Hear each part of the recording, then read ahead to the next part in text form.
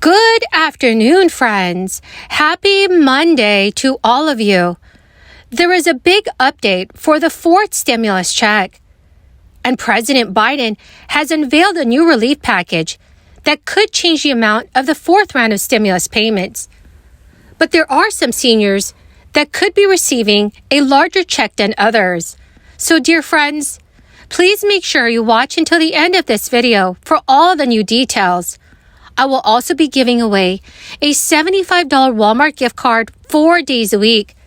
If you would like to enter the giveaways, all you have to do, friends, is click and like several of my videos and then comment below the keyword of each video that you watch.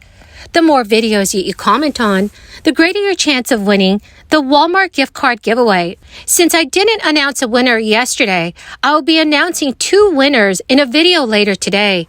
So do listen for the keywords and please stay tuned for that video. Absolutely. I'm a PAYGO person. As you know, I have some who oppose me on that score. I always, when people have a suggestion, I say, does it create jobs? Does it create jobs? Does it reduce the deficit? The national debt. I mean, let's go bigger. The national debt. So and we always were in any of the proposals that we put forth, whether it was 3.5 or 1.75 or whatever it was, we always had the thought that we would be reducing the national debt and all of that. And if you look at the history, it's under Democratic presidents that the national debt has been reduced. The deficit greatly reduced under President Biden. Check that out. And under President Clinton, we had PAYGO instituted for the first time in an overall presidency, a little bit under President George Herbert Walker Bush at the negotiations at Andrews Air Force Base. But as a presidency, Bill Clinton, the last 4 or 5, depending on how you judge it, budgets either in balance or in surplus operationally, taking us to reducing the national debt in a significant way, completely turned around under President Bush. The biggest reversal in how a budget deficit, national debt grows, from on a path to reduce by 5.4 trillion to increasing by 5.4 trillion in 11. Social Security is facing a financial shortfall. In the coming years, it expects to spend more on benefits than what it takes in. This is thanks to a large number of baby boomers exiting the workforce. However, friends, Social Security has trust funds it can tap into to make up its revenue shortfall. But once those trust funds are depleted, benefit cuts will be on the table unless our lawmakers manage to come up with a fix. Now, there are different solutions that have been introduced along those lines, and one is to raise the full retirement age, which is also known as FRA. This is when filers are entitled to their monthly benefits without a reduction. Currently, full retirement age is 67 for anyone born in 1960 or later. But lawmakers have suggested pushing it back to 68 years old.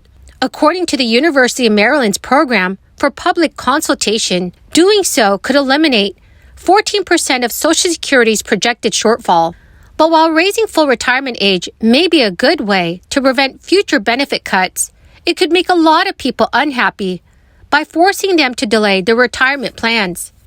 It's a reasonable idea that lawmakers are opt to consider, namely because life expectancies have increased since FRA was established. And so by asking individuals to delay retirement by a year doesn't read like such a ludicrous thing.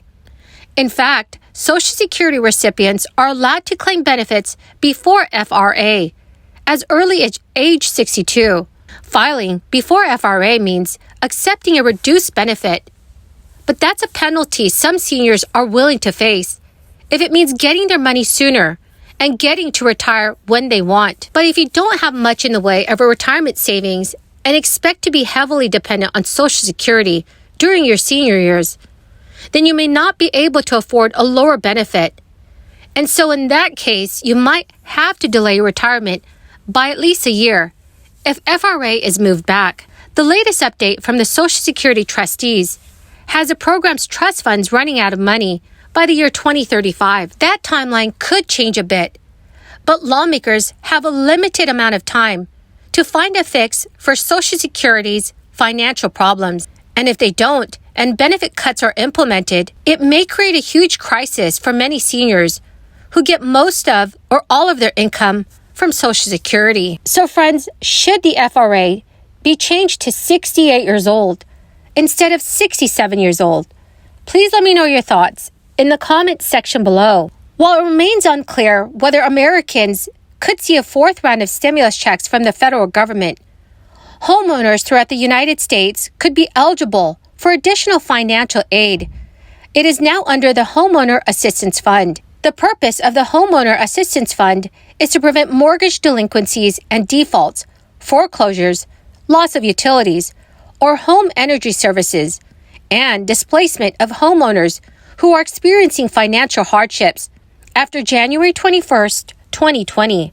Homeowners can use these funds to help pay for mortgage payments, homeowners insurance, utility payments, and many other purposes. While the Homeowner Assistance Funds are not the same as the 3 stimulus checks, it is allocated as part of President Biden's sweeping stimulus package, the American Rescue Plan. Nearly $10 billion was set aside for this fund. Friends, the key word for this video is Hope Island. If you would like to enter today's Walmart gift card giveaway, please click and like several of my videos, and then comment below this keyword, which is Hope Island, and additional keywords of any video of mine that you watch. And do make sure that you're also subscribed to my channel. And remember, friends, the more videos that you leave the keyword on, the greater your chance of winning.